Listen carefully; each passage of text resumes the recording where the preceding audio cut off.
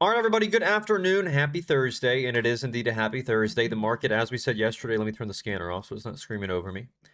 Like I said yesterday, the hot market's back. The hot market's back. It's getting here. It's heating up, and today was a fantastic day. We're going to start with a few things here. We had like 6 stocks I was watching at the market open today. Gosh, it was a lot of fun. Hopefully, y'all had some fun today, too. And obviously, as things heat up, it is fun. Right? Everybody likes to make some money, but it's important to understand what's working. It's important to understand what's working and what's not. And so we go back and look at stuff like EHGO from today. This I know is a big winner for me back in June. EHGO was my most profitable stock in the month of June. This thing was awesome. It was very predictable. I had a really good time trading this. Now, I'll tell you, I left some money on the table with this today, and I probably should have tried to soak these pullbacks into the open. You know, looking back at it, should I have tried to take it back here at 270 for the squeeze out at open? Yeah, that would have been nice. I didn't do that. And it's also a bit risky too, you know, trying to take something like this. And I guess if you were to go in with starters and then you add on the confirm, yeah, maybe. Anyways, market hasn't been hot enough, so I didn't get aggressive, but maybe I should have. Anyways, this gets going at the bell, and I was watching it over pre-market highs. We have these big topping tails. I want to see us break back above. We can look for pullbacks, and able to do that a few times. And so we get the break of the highs going into market open. And so I'm starting to watch for pullbacks. And as a big thing too, I was watching for a flush into the bell. We get the first play off the bottom of this candle. I watch it draw down over the 9 EMA. And I'm looking for buyers to step in, and they do. And I'm able to sort of nail the bottom there as the tape dried. And again, got my first entry here at 381. I was looking for the break back up to new highs and ended up making a complete reversal back to 430, but a little bit too crazy for me. I wanted a little bit lower. And funny enough, that's the lowest that I got. I ended up playing it back higher. So, you know, it is what it is. Anyways, the first trade 380 to about 410-ish. Little icebreaker to start. And now I know at least that once it does confirm it gets back over the highs, now I know that buyers liked it here, right? So now I know that buyers found clear interest off these pullbacks right there underneath $4. And so now that looks good, right? So that looks good. We're over the pre-market highs. We're finding a buyer out of the flush at market open. So now I know I can just start looking for pullbacks. And so I just start punching pullbacks. I punch the next pullback again at 391. I get to move back over the highs to 435. And then again, it rejects off the highs, topping tail rejection. You can see I took a full exit there at 416. So that was what? 394 all the way to 435. Sold the rest at 416 after it put in place the topping tail. Wow. Okay, let's look for it lower again because it's still not ready to make the move. Okay. Flushes again. Now I know it's also putting in place these higher lows. Boom, boom, boom. And so what do I do again? I look to take it off the next flush. And so it flushes again off the past low, where I then took it into this past the wick, knowing we put in place higher lows. I punched again at 395, looking for the next leg higher.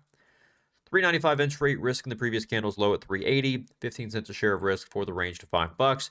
We got that to a T. You can see I took it 395. As we break to the upside, what happens? I get my stop loss raised at the bottom of this candle, and then I just let it go. I trim more on the break. I trim more underneath the previous high. You can see here, and then I trim more underneath 5, where I took a full exit. Now, that was awesome. It was a trade there from $3.95 all the way to $4.80, and that was all that one had to it. Then I try to watch for pullbacks, because what happens? We have this topping tail here from pre-market. That tells me there's an area of sellers sitting here. And so as I draw this on over, we'll see this area of supply. I'm looking to become an area of demand off these pullbacks. And so I punched it on the pullback with some profits, and I punched it at 442 to see if we couldn't get breaking up through new highs over 5. Sadly, I get to move back to 460. What do? I take some profits, make it risk-free, then it flushes, and overall this trade was about break even. So this was where the profit came from on this, and then of course it flushes. And then something really interesting happens. And I know for a lot of people, until you've been trading for a while, this type of stuff is not going to look very good to you, but it is a profitable opportunity. So the stock was still, you can see, maintaining pre-market highs.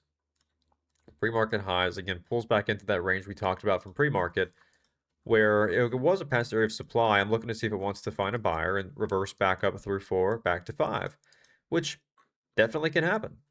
And so what happens is very interesting. It flushes out of this halt. Look at this. It flushes out of this halt. Of course, the first play I try to take it off the pullback out of the strong resumption on the halt down for the break back up through 4. Now, I didn't get it there. This was a very small win. Still a nice trade. But it flushes back into that range from pre-market off the pre-market highs and does what? Wicks off the bottom, finds a buyer. So buyers find interest. So I say, well, you know what? Let's start taking pullbacks. This looks pretty good. And so I take it first here at 317 to see if we couldn't get that reversal. I get to move back to 329. It flushes again. I add back again. Look at this. It flushes. Again, buyer steps back in. I punch it again. And again, I scalp it again. Nice trade. 307. Back to 326. So I nailed this awesomely. I don't think I could have traded this any better. I'm super, super happy with it. Obviously, I wanted to try and get the break of the EMAs where we get squeezing back over VWAP, but it just didn't have what it took to make that happen. It is what it is.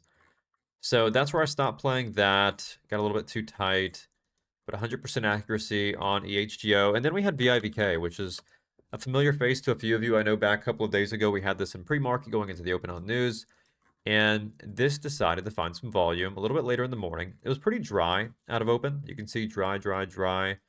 And then all of a sudden, again, this thing starts to perk up at 10:11. So 10:11 starts to perk up, and it has this big 1, 2, 3, 4 candle move where I had no real pullbacks in sight. So I'm sitting here watching for it to put in place a range, watching for a base, watching for pullbacks. We finally got it. And so this is when I'm just watching for pullbacks, and we finally started to get some pullbacks. This one here did pull back. It pulled back off the 9, then it got shot back up, and I missed that entry entirely. So I'm saying, you know, I'm not going to miss the next one. It pulls back again. I punch it, see if we could get the break to the new highs, and I get it from, what, 233 back to 250 or so. Of course, fails to continue higher, so I just cut it, took a full profit back at my entry, and moved on to the next trade. This one was break even. I knew it wasn't ready yet because I took the entry and instantly found a seller. I said, no, this isn't it. And you can see here, I want to see it grab liquidity lower to confirm a bottom. What's it do? Pulls back, grabs liquidity beneath VWAP. That's where I took my entry. This tells me exactly where buyers found interest. And guess what? They found interest at the bottom of the candle. And so I'm looking for the room back to these previous highs, this lower high rejection. So 240. So 222 entry, risking 215, 7 cents, 6 cents of risk for the range back over the high of day. I ultimately got to move back to 256. I took a full exit because it sort of put in place this topping tail, and I knew that is a reversal indication. And so what do? Final fill was here. Of course, my top fill was up here around 257. And then, of course, knives back to the downside. So played that really, really well. Waited for it to grab liquidity beneath the WAP to confirm that was going to be the bottom. It gives me an awesome area of defined risk. And that was that. Now, outside of that, I had WLDS, which, frankly, this thing traded terribly. It was a really good setup. You can see here we have this past area of supply formed from pre-market. And, of course, I'm looking for that to pivot, right? I want to see the break above, then look for pullbacks. And it did that and ended up making a nice move, but it was so choppy. I couldn't get a good feel for this. I couldn't get a good read on this.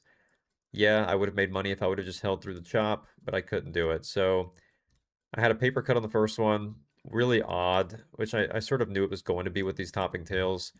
And then I don't know, it tries again and it just doesn't follow through cleanly. It pops up and then it drops all the way back and then it's just not good. So this was break even today on WLDS. Everything else, very, very good. EHGO, VIBK, I'm very, very, very happy with. So that was today. Market's heating up. Hopefully you guys had an awesome day today. A day to get out there and start putting your foot back on the gas a little bit and start capitalizing. So let me know in the comments how you did today. Hopefully you capitalized. Hopefully you stuck to your rules. Hopefully you had a good day. And all that being said, as always, subscribe for daily content just like this. And make sure to lock in your 7-day free trial. Trade with me like this on stocks just like these every single morning in real time. And that being said, I'll see you back there in the morning tomorrow. Wrap up the week on an awesome note, or back here in the afternoon for the daily recap.